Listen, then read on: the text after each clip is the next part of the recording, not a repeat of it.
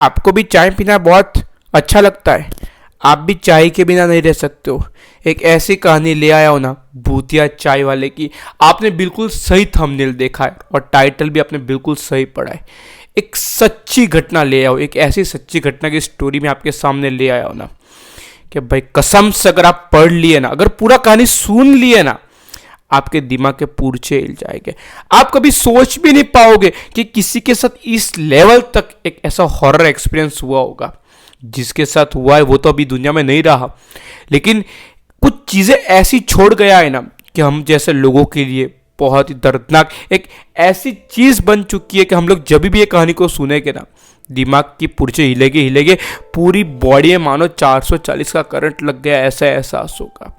कहानी शुरू करो उससे पहले अगर चैनल को सब्सक्राइब नहीं किए हो तो चैनल को सब्सक्राइब कर दीजिए, लाइक कर दीजिए और शेयर करना ना भूलना, और बेल आइकन वो दबा दीजिए, क्योंकि इसी तरह रोज हॉरर, हॉन्टेड और भूतिया कहानी आए दिन अपने इसी यूट्यूब चैनल पर अपलोड करता हूँ और सारी की सारी घटना सच्ची होती है।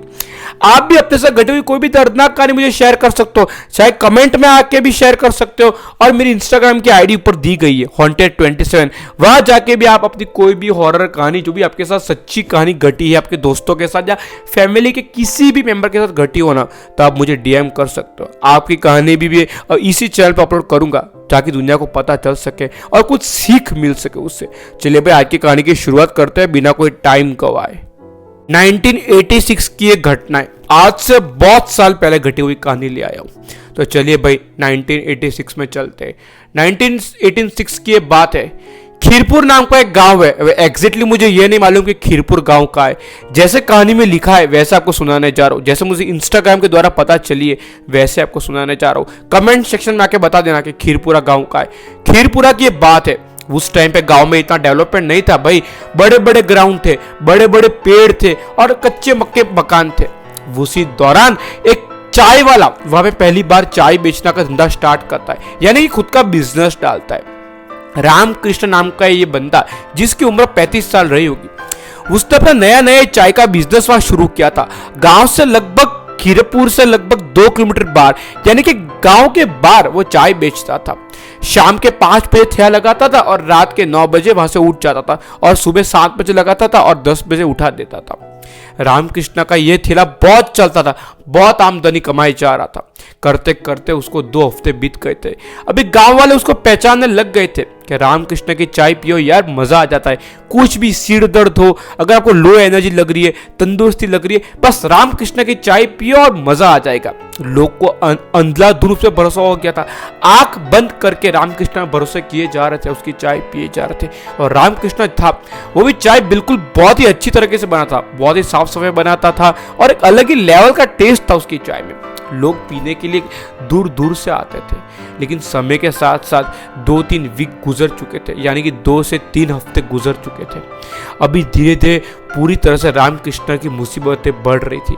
बढ़ इस तरह थी कि जब भी वो रात को अपना ठेला बंद करता था, यानी कि शटर लगाता था ना अपने स्टॉल पे, उसको अजीब अजीब आवाजें आती थी। उसके कान में कोई तो कुछ बोल रहा है, कोई तो कुछ बोले जा रहे हैं, पर समझ में नहीं आ रहा है कि क्या बोल रहा है। जब भी वो अपना शटर बंद करता था स्टॉल का, उसके कान पे जैसे मच्छर कैसे हमारे कान में आगे गुर्र करते, वैसे उसके कान में कोई आगे कुछ तो बोले जा रहा था। उसको समझ में नहीं आ रहा था, उसको ऐसा लगता था कि पूरे दिन की थकान है मुझे, इसलिए मुझे भ्रम हो रहा है या वहम हो रहा है, इल्यूशन हो रहा है और कुछ नहीं। ऐसे करते करते 3 से 4 दिन गुजर गए।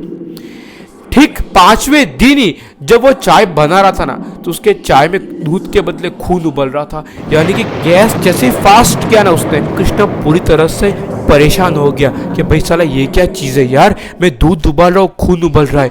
ये देखने के बाद उस भी एकदम बुखार चढ़ गया, उसको ही बुखार चढ़ गया, भाई ये सीन क्या हो रहा है मेरे साथ। 2-3 हफ्ते से बढ़िया धंधा हो रहा था, बड़े लोग मेरे धंधे पे चाय पीने आ भी रहे थे, अभी तो कोई चाय पीने भी नहीं आ रहा है, और ये दूध के बदले खून उबल रहा है, ये क्या सीन है, मुझे कुछ समझ में नहीं आ रहा है। इतना आपको उसके दिमाग में चल ही रहा था। उतनी देर में उसके गांव का आदमी वो स्टॉल पे आके बोलता है कि रामकृष्ण तूने चाय में क्या डाला, सच सच बोल, क्योंकि गांव में जितने भी लोग ने तेरी चाय पिए ना, सबको येलो फीवर हो चुका है और सब लोग बस मरने ही वाले हैं। ये सुनने के बाद उसका बुखार का पारा और चढ़ गया। वो तेजी से बंद करता है अपना स्टॉल और घर पे जाके सो जाता है। लेकिन जब घर पे जाके सोता है तो उसको सपने में वैसी आवाज़ सुनाई देती है जैसे वो स्टॉल बंद करता रात को 10 बजे कि कान में कुछ घुसर पुसर हो रहा, वैसी आवाज़ उसको सुनाई देती।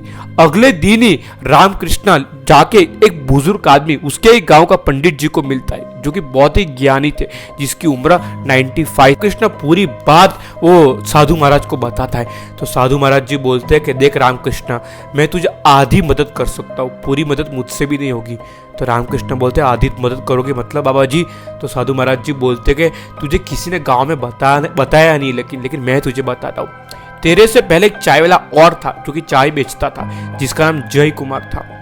तू आया उससे 1 महीने पहले उसकी मौत हो गई थी।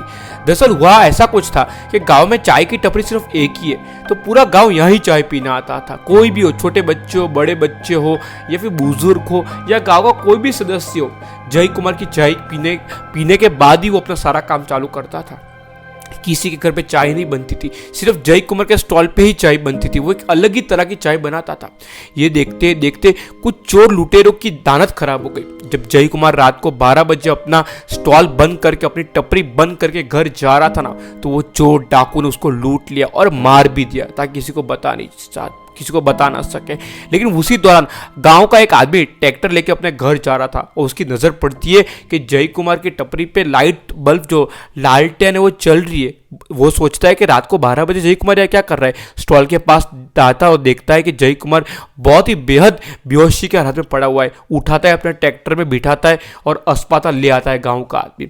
अस्पताल में उसका इलाज चल रहा था, वो होश में भी आ जाता है। जय कुमार सारी बात वो ट्रैक्टर वाले को बताते हैं कैसे चोर लुटेरों ने उसको मार के उसकी हत्या, उसको मतलब जख्मी कर दिया था। पूरी बात ट्रैक्टर वाला सुन लेता है और गांव वाले को बता देता है।